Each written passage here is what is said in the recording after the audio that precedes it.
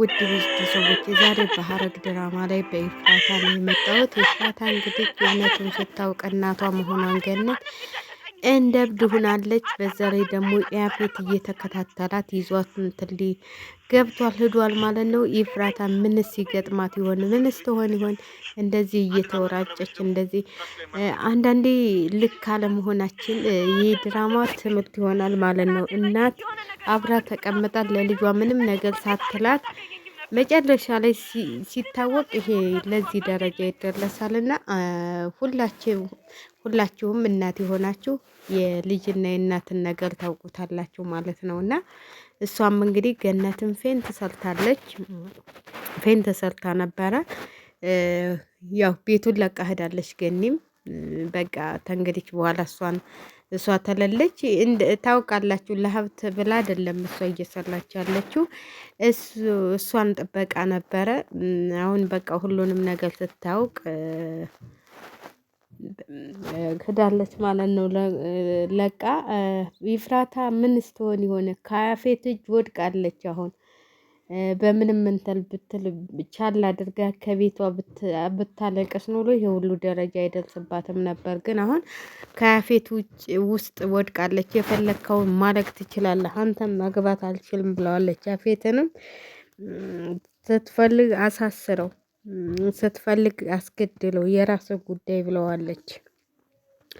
እና እውነት ኤፍራታ የያፌት መጫወቻ ትሆን ይሆን? እውነትስ ታመልጥ ይሆን? እሱን እንግዲህ በሚቀጥለው እናያለን። እኔ ግን በጣም ነው ያሳዘነች። ማለት በቃ ምንም ሚስጥረኛ የምትላት ሴትዮ ያው እናቷ ሆና ስትገኝ ይህን ያህል ጊዜ አብላት እየኖረች እናቷ መሆኑን ሳታውቅ ከባድ ነው። እንደ እናቴ ብኮንስ ብላለች ምሳሌ ስትናገር። ይኸው እናትሽ ሆነች አይደል እንዴ? ለምን አልተቀበልሻትም? ኤፍራታ ለምን እናቴ ብትሆን ገኒ የኛ እናት እያለች የዛን ሰሞን ስትሰራ ነበር። አሁን ደግሞ እውነቱን ስታውቅ ለነገሩ ገኒ ጥፋት አለባት ብዬ አስባለሁ። ማለት እንደዚህ ቀስ ብላ ብትነግራ ኑሮ እኔ እናትሽ ነኝ እንደዚህ በቃ ከራሷ ብትሰማ ኑሮ ይሄ ሁሉ ነገር አይመጣም ነበረ። እና ሲጨቃጨቁ ነው የነገረችው። አትንገራት ትንሽ እንትን ትበል እያለችው ስትለው እኔ እነግራታለሁ አልችልም። እስከ መጨረሻው እንኳን አልሰማቻቸውም። በቃ ጥላቸውን የሄደችውና ህዳም ከማን እጅ ወደቀች? ከያፌት እጅ ነው የወደቀችው። በዛም በዚህም ይጠዘጥዟታል ማለት ነው። ለምሳሌ አሁን ጠም ተነስታባታል። ሁሉም በቃ በጣም ነው የምታሳዝነው ኤፍራታ ማለት ነው። ማለት ለሰው ብላ ነው አሁን እየተጎዳች ያለችው ለሰው ብላ ነው እንጂ ለራሷ ብትል ኑሮ ማስረጃ አላት፣ መረጃ አላት። ያፌትን ራሱ ማሳሰል ትችል ነበረ። ግን ለናታ ብላ እየተጎዳች ነው፣ ራሷን እየጣለች ነው፣ ራሷን እያጣች ነው ማለት ነው። ለሰው ብዬ ራሴን አጥቻለሁ ብላለች።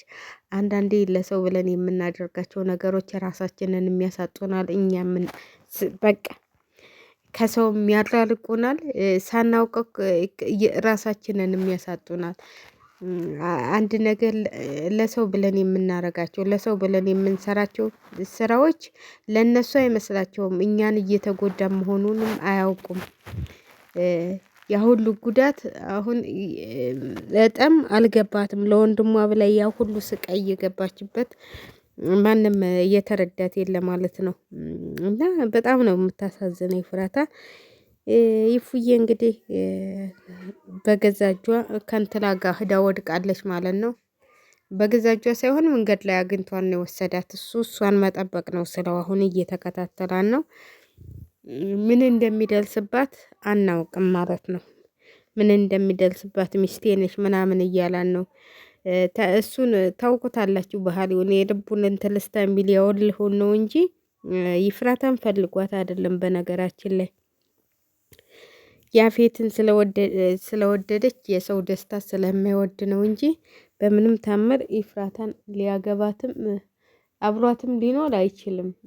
ማለት ያው እንዳያችሁት እሱ የፈለገው ያንን እንትን ነበረ። እሷም የለም አብሯት የሚኖር አይመስለኝም። ግን ያው ለጊዜው ስቃዋን ያሳያታል ማለት ነው። የሰው ልጅ መከራ መከራ አይደለም፣ መከራ አይደለም። የሰው ልጅ መከራ ሲደርስብን ከጎናችን ሰው ያስፈልገናል ማለት ነው። እሷ እንግዲህ ገኒም እናቷ ሁና ሳለ ያው ያን ሁሉ ስቃይ ስታይ ሁሉ ለሷ ብላ ብዙ ነገር አይታለች።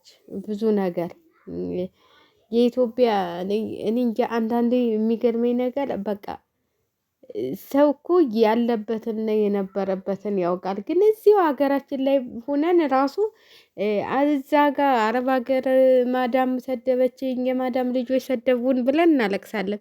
እዚህ እንዴት እንደሚያመናጭቁም ቦታሽን ወቂ፣ አንቺ ሰራተኛ እኮ ነሽ እያሉ እንዴት እንዳመናጨቋት አይታችኋል ማለት ነው። እዛ ስንሄድ ደግሞ ደሞዝም የተሻለ ሆኖ ግን በስደት ሁነን እንደውም የማዳም ልጅ ሰደበን፣ ማዳም ሰደበችን ብለን የምንበሳጭ ልጆች አለን። እና ይህንንም እያየን እንትን ማለት ይሻለናል ብዬ ነው የማስበው። እና ገኒ እንግዲህ ብዙ ስቃይ፣ አንቺ ቦታሽን ወቂ፣ አንቺ እንደዚህ በይ፣ አንቺ እንደዚህ አርጊ፣ አንቺ እንደዚህ ሂጂ፣ አንቺ እንደዚህ ግቢ እየተባለች ነው ሰው ቤት ስትሰራ የነበረው ማለት ነው። እሷ ከቤቷ ሞልቶ አተልፏት ቤቷ የሞላ እንትን ያለ ነው። ቤት አላት፣ ምን አላት፣ ለእሷ በእሷ ስም የሰራችው ለልጇ ብላ እየሰራችው ቤት አላት፣ ሁሉ ነገር ሞልቶላት፣ ግን እዚህ ሁሉ ስቃይ ትሰቃያለች ማለት ነው። እና የፍራታ ምን እንደምትሆን አናውቅም ማለት ነው። እንግዲህ ፈጣሪ ሆናት ያ ሰውዬ አፌት የሚሉት ምን እንደሚያደርጋት አይታወቅም። እሱ ክፉ ነው፣ ክፉ ውይ፣ እንደ አፌት ያለ ክፉ አለ እንዲ ወይ ወይ ወይ ወይ ስማ። እና እንግዲህ ችሊ ደግሞ ምን ሆና ነው ዛሬ? እና አንዳንዴ የቤታችን ስህተቶቻችን ተከትለውን ይዞራሉ ማለት ነው። እሷም ብትናገር ኑሮ ይሄ ሁሉ ትለዳትም ነበረ፣ ጎኗም ትሆን ነበር ብዬ ነው። በደህናው ቀን ብትነግራት ኑሮ ልጅነቷን ማለት ነው። አብራ እንግዲህ ስታሳድጋት የኖረችው ልጅ ብትነግራት ከመጀመሪያውም እኔ እናትሽ ነኝ፣ እኔ እንደዚህ ችግር ገጥሞኝ ነው ጥሌሽ የሄድኩት ብትባል ምንም እኮ ልጅ ደልቶት መቼም ልጅ